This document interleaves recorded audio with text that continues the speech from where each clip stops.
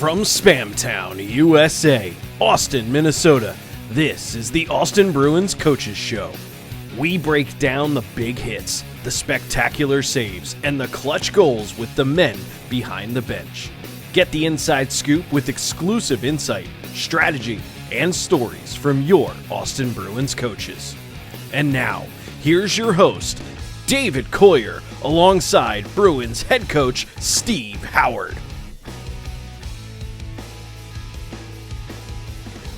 It was a fun weekend in Minot this weekend. The Austin Bruins getting the weekend sweep against the Minot Minotoros. One of them in very dramatic fashion in ways that we've seen the Bruins come back many times this season. But now we've got a lot to be thankful for this week. 3 games this week for the Austin Bruins, 2 against the North Iowa Bulls, 1 against the St. Cloud Norsemen. This week we're here to break it down on a brand new edition of the Austin Bruins Coaches Show. David Coyer with you, along with our head coach Steve Howard, who I'm sure was a fun weekend for you guys as well in Minot, just getting to get the weekend sweep, but then also a come from behind victory. I'm sure it's a little bit more stressful for you as well, but getting the win in the end, that's probably exciting. Yeah, no, obviously getting into the win column again is something that we needed to do, and we find ways to win. They always talk about the old cliche thing to say is good teams find ways to win, and we did on Saturday. I wasn't excited about our start, and we've had that happen a few times, and I think that's something that our team needs to be aware of going forward. Before we dive into the Minot series, we haven't gotten to really talk about the Watertown Shamrock series here at Riverside Arena 2 weeks ago, so let's start with that. Swept by the Shamrocks 4-3 both nights. What were your biggest takeaways from that weekend? Yeah, that weekend was it was a wake-up call for our guys. I think we needed it. We'd rather have that happen early in the season than later. I think every team goes through those stretches of trying to figure out how to play at your best, and our guys certainly thought we could show up both nights and just basically bring an average game and win. And when you think that way, when you act that way, you're not as detailed, and we certainly weren't. And we had a pretty tough video session after the first loss, just because we had a couple of pretty bad breakdowns, especially on the game-winning goal there.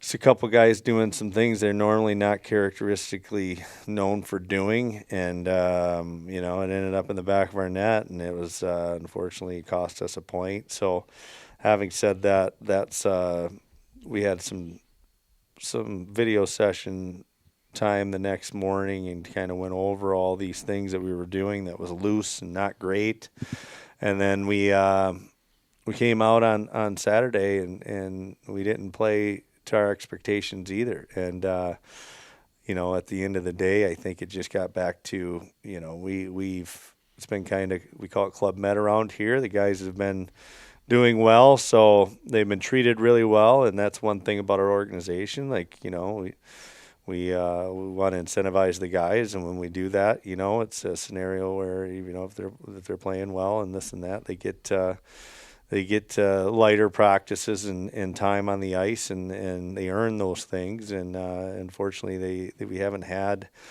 that really, really hard week of practice yet. We needed it. So we had a hard week of practice last week, and we got back to details. And, anybody that's played hockey knows battle day, and we had a couple battle days, and it was good for our group. We had some guys that were walking that line of, borderline too much in the battles, and it was great. Anybody that's competitive loves that part. Our guys certainly did. It was one of the better practices I've ever had here, and that day was it was good. The guys made it fun, and fortunately for us, it showed on that next Friday when we got back in the win column. Looking back to that Watertown series, 6 goals scored across the 2 games, only one of them coming 5-on-5, couple of shorthanded goals, couple of power play goals. And we've seen spurts like this throughout the season, most notably kind of at the beginning of the season. We had a stretch there, no 5-on-5 goals. What have you noticed from these spurts, and what do you think contributes to these even strength struggles? It's five guys. We call it arrive at five. When they're not arriving at five, in all three zones, that means somebody's late. And usually when one guy's late, if we don't have our third forward hitting his spot or being as detailed or getting up the ice and skating, if he's gliding through the neutral zone, he's late. It creates a hole. And, Watertown broke the puck out very easy on us.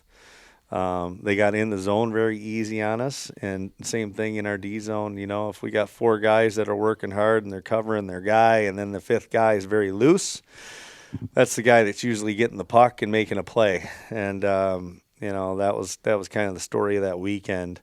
And once again, you can show it in video, but it's one thing to watch it in video, and then it's another thing to do it. And then we got back to details all week to fix that. And that's the difference, though. It's 5-on-5. If you don't have five guys all working as one, you have a leak in those five guys, or a weak link. They're going to find it, and usually that's the way they're getting out of the zone, or they're getting a scoring chance. So, that's probably the story of the 5-on-5 piece. And the shorthanded goals, the power play goals. It's an important piece of the game. But you got to be able to perform 5-on-5, otherwise, you're just waiting for the next penalty in order to get any offense going, and that's not good. You're mentioning the shorthanded goals being an important piece of the game. Looking to this past Friday against Minot, just in an overall aspect, it felt like probably one of the more complete games that the team has played this year.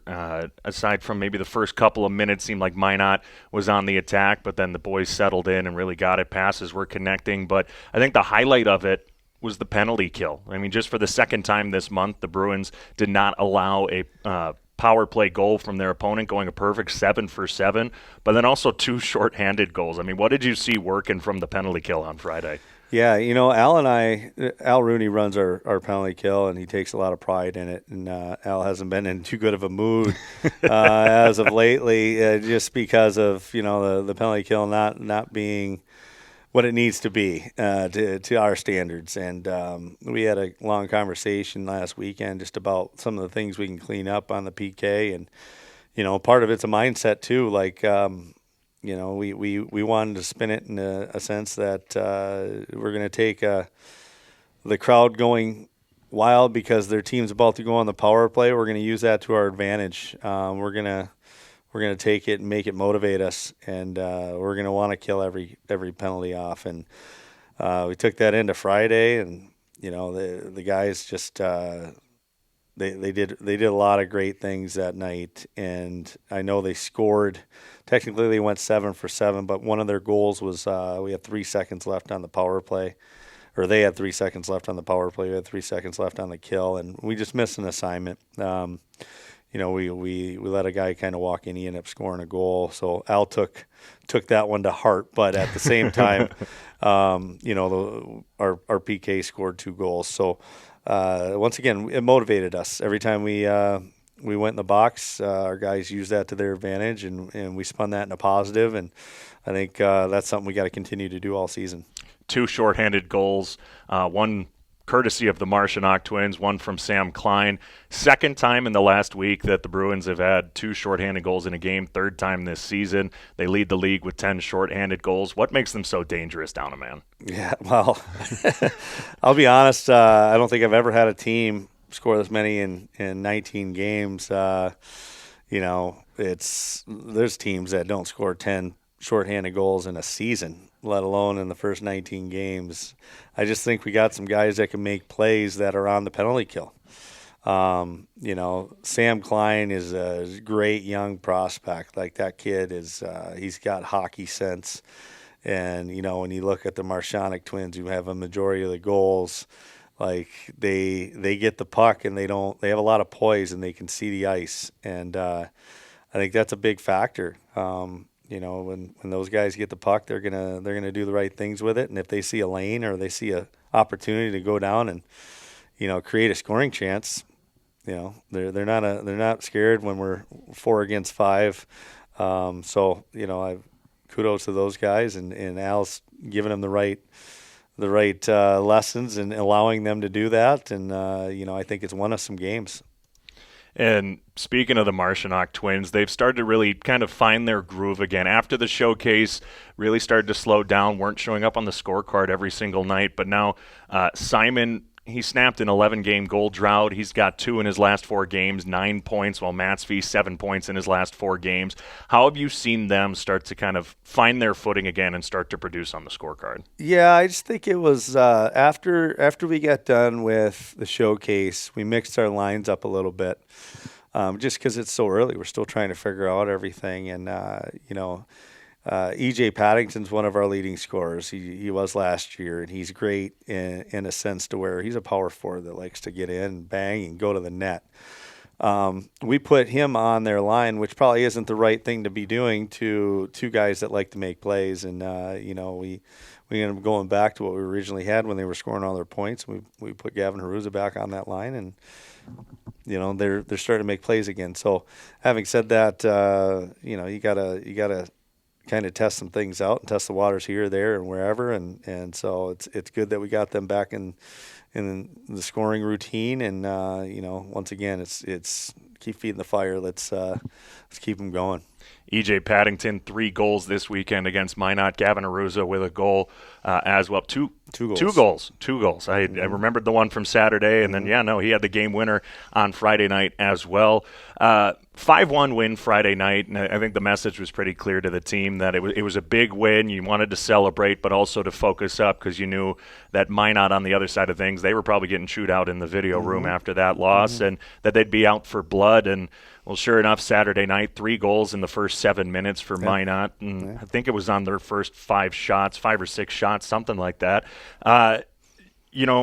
What was the major difference to the start of the game on Friday and the start of the game on Saturday? Once again, there's a couple of guys that didn't have the right mindset going in. They show up to the rink, and even though you say that stuff, it's a different kind of feel when you're playing against a team that's had a hard video session and they're ready to go. And if you look back on Game 2 against Watertown on that Saturday, we were ready to go. We just took an early penalty that basically put them on the power play. And we had a couple of guys that were confused on the penalty kill lead to a goal early, which deflated us. And that's what happened against Watertown. We came out flying, and we were doing all the things right. And we had a kid get a holding penalty down in the offensive zone, which you don't want. You shouldn't have. You shouldn't be taking penalties in the offensive zone. And those are tough ones. And those are the ones that you don't want to take, and they're hard to kill. So looking at our game on Saturday against Minot the next weekend, we showed up and we ran against a team that just had a hard video session, and they came out banging. They were moving their feet. They were finishing checks. And our guys were still playing like we did in the third period when we were playing against a deflated team that really didn't want to be there. And so, that's a learning experience that we have to have, and we need to learn from it. It's unacceptable. And, those guys they got told, and some of them got sat. And, the rest of the guys, Mikey Coleman was flying at the start. We couldn't get him back out there fast enough. And so those are the guys that you either go one direction or you go the other. And, fortunately for us, our coaching staff decided we had to peel back some guys in their ice time, and we started going with the guys that were moving their feet, and quickly the tide changed and we started going the other way. And, we didn't stop. Mikey Coleman, 2 goals in that first period. Really, in my opinion, probably one of the MVPs of that game on Saturday, because without, heading into the first intermission only down by 2 is a lot better than being down by 4. Oh, yeah. And so Mikey Coleman getting those 2 goals, and he was so close on so many opportunities to get in that third. I know we talked about that after the game. Yeah. But heading from that first intermission into the second period, Trace Day scoring within the first few minutes. what was the message in the locker room to the guys? I mean, you kind of just talked about it a little bit there and sitting a few guys, but what was kind of talked about in the locker room during that intermission? Exactly what I just said there. Sure. We just told them, like, hey, we can go one direction or the other. And, a lot of it goes back to some of those guys that weren't playing very well. They needed to either pick it up or we're just not going to play them. And, the other guys that were flying, we were going to get them out there. And I was like, think about the situation here, guys. We're I consider us one of the older and better teams in the league, even the division. And, you guys need to figure out, okay, we got 40 minutes of hockey here. We've been here before and we've come back before. Are we going to be that team that steps on the gas right now, or are we going to be the team that, kind of waits and sees what happens? So 40 minutes left, that's a lot of game. And only being down 2, once again, we recognize Mikey Coleman's efforts, and we said, jump on his back. Let's see some guys do that stuff. And, J.J. Francis getting us going with a scrap there, and it was a scenario that I think our guys fed off that energy. And, it's when you're in an environment like Minot, who they like to get on the players and they like to get after the referees, and it's a fun thing to silence that crowd. And I think our guys fed off of that even more every time we scored. I said, "Do you hear that? Are you listening right now?" And they did. They did. It was a fun thing for the rest of the night just to keep going and watch all the guys step up. As you mentioned, EJ, like he goes right to the front of the net every time. I think most of his goals, if not all of them, were right around the 5 to 10 feet over the last few weeks here. And he had 2 more right around the net. And even the fifth goal, which in my opinion should have been the game winner. He created his own rebound. He's standing net front, takes the puck, it literally hits himself, and he knows where it goes. The goalie's still trying to find it behind him, and he steps up and turns and fires, and the goalie has no idea where the puck is, and that's what makes EJ Paddington so dangerous, because he's a big body, good hand-eye coordination, and he gets to the front of the net. So he's one of those guys we've leaned on in a lot of different ways the last 2 years, and we're just excited for him to. It doesn't matter where he plays, he ends up on the score sheet, and we want him to keep going too. 7-5 the final on Saturday. It was 6 unanswered goals for the Austin Bruins to help catapult them way to get the 4 points on the weekend, and still third place in the Central Division standings behind the Bismarck Bobcats and the Aberdeen Wings. But looking ahead to this week, as we mentioned at the top of the show, 3 games in 4 days, so similar to what we've talked about in terms of preparation for the showcase. 5 games in 7 days. Does it, I guess, feel a little easier with the preparation for the week, knowing that 2 of the games are against North Iowa? You've seen them 4 times already this season. Well, yes and no. We've seen them quite a few times, so that it becomes easier on the pre-scout side of things.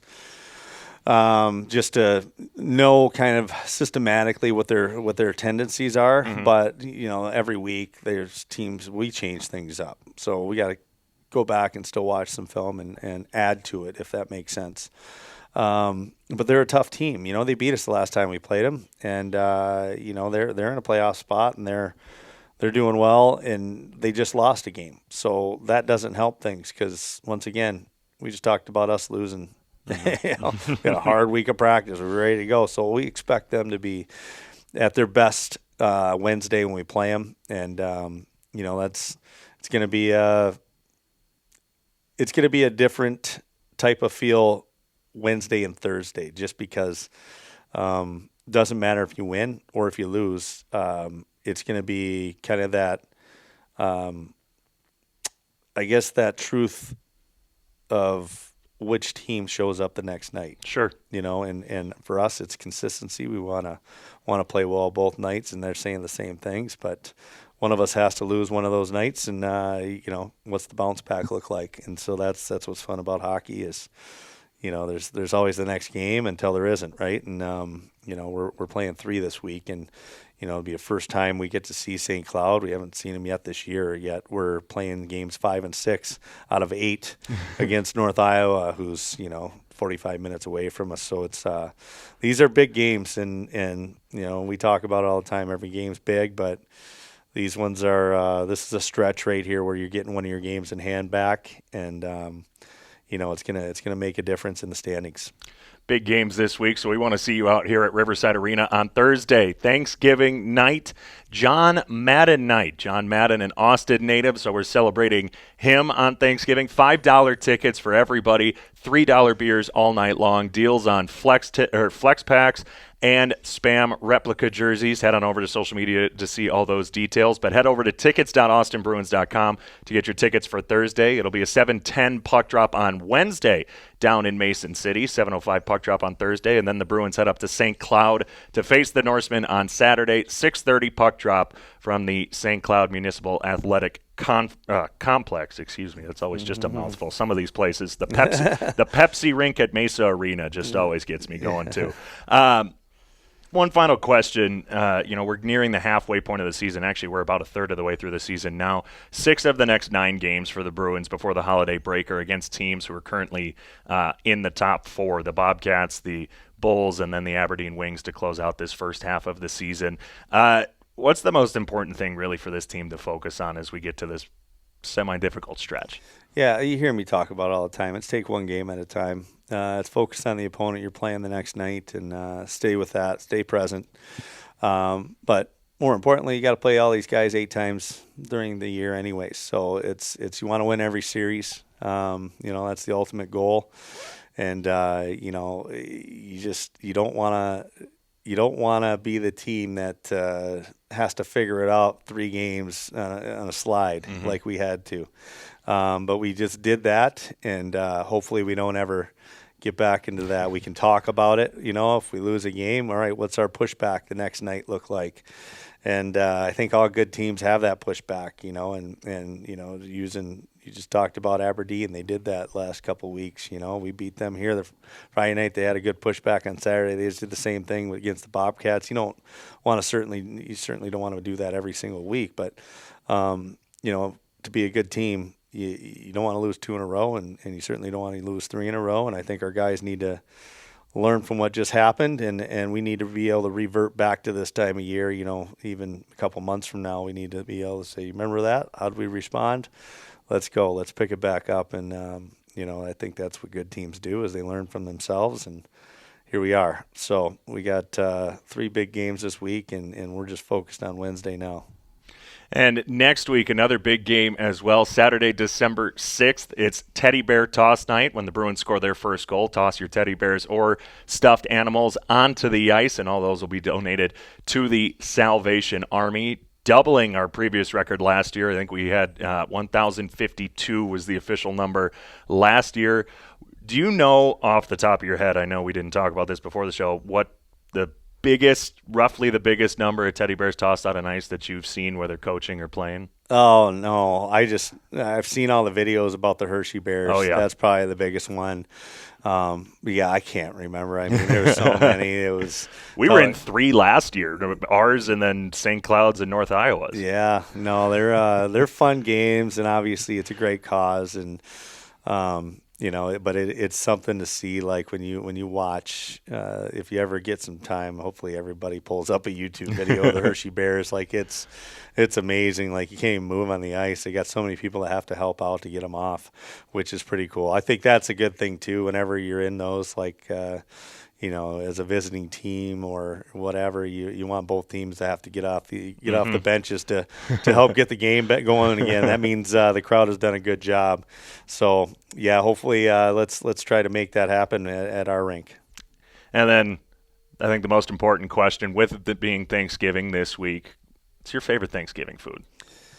Well, I mean, I'm a white meat turkey breast kind of guy. That's probably my favorite, but I like it all. I am a green bean with crispy onion on top. I love that.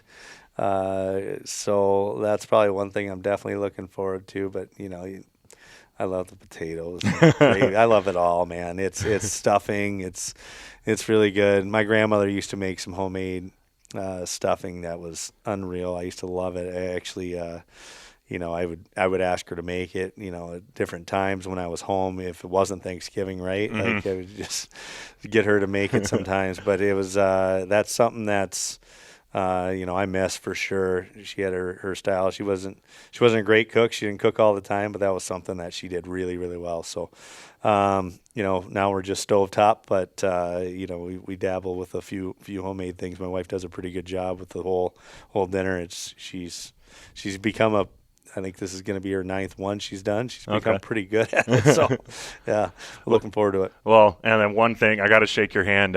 Good luck this Thursday, Packers-Lions on Thanksgiving Day. So we have to be somewhat civil this week. But the Bruins in action, 3 games this week. Come out Thursday after you've done all the dinner, hanging out with your in-laws. When you get tired of your in-laws, you can leave them at home, but you come out to Riverside Arena. $5 tickets for our John Madden night here at Riverside Arena as we take on the North Iowa Bulls. For head coach Steve Howard, I've been David Coyer. This is another edition of the Austin Bruins Coaches Show. You can catch every episode every other Thursday right here on the Austin Bruins YouTube channel. Have a happy Thanksgiving, and we hope to see you at Riverside Arena.